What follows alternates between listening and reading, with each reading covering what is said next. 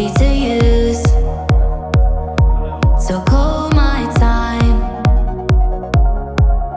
but you weren't really mine, just something to do. Thought I never knew.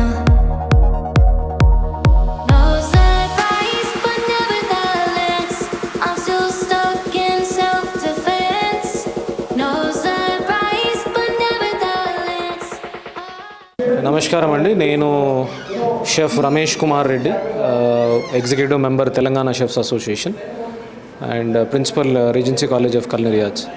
ఈరోజు ఇక్కడ మేము జరుపుకునే event ఏంటి అంటే Telangana chefs association 7th anniversary చేస్తున్నాము. ఈ యానివర్సరీకి హోటల్ నుంచి షెఫ్స్, తర్వాత వేరే స్టేట్స్ నుంచి ఆ స్టేట్స్కి సంబంధించిన షెఫ్స్ అసోసియేషన్ ప్రెసిడెంట్స్ రావడం జరిగింది. ఇంకా మన IFC, Indian federation for culinary associations, వాళ్ళ జనరల్ సెక్రటరీ షెఫ్ విజయభాస్కరన్ గారు కూడా రావడం జరిగింది. సో దాంతోపాటు ఈ జిహెచ్ఎంసీ నుంచి అఫీషియల్స్, తర్వాత ఫారెస్ట్ డిపార్ట్మెంట్ నుంచి అఫీషియల్స్, తర్వాత బయోడైవర్సిటీ తెలంగాణ డిపార్ట్మెంట్ నుంచి కూడా వాళ్ళ అఫీషియల్స్ రావడం జరిగింది. ప్లస్ ఈవినింగ్ ఈరోజు మిస్టర్ జయేష్ రంజన్ గారు is coming to us to grace this occasion.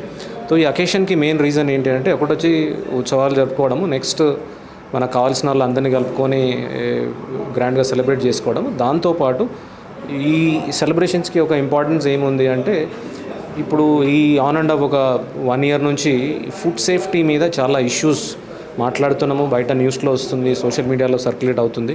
ఏంటంటే food is not safe eating in the hotels అనే దానిపైన ఎక్కువ ఎంఫసైజ్ చేస్తారు.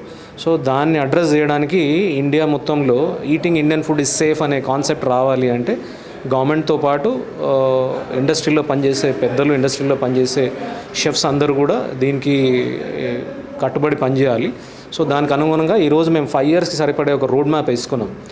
హైదరాబాద్లో కానీ, తెలంగాణలో కానీ, ఇండియాలో కానీ ఫుడ్ సేఫ్గా ఎలా చేయాలి, మన కస్టమర్ హెల్త్ని ఎంతవరకు జాగ్రత్తగా చూసుకోవాలి అనే దానిపైన ఒక రోడ్ మ్యాప్ చేసాము. దానికి సంబంధించి ఈరోజు చాలా మటుకు training sessions plus panel discussions, workshops అన్నీ కూడా ఈరోజు జరుగుతాయి.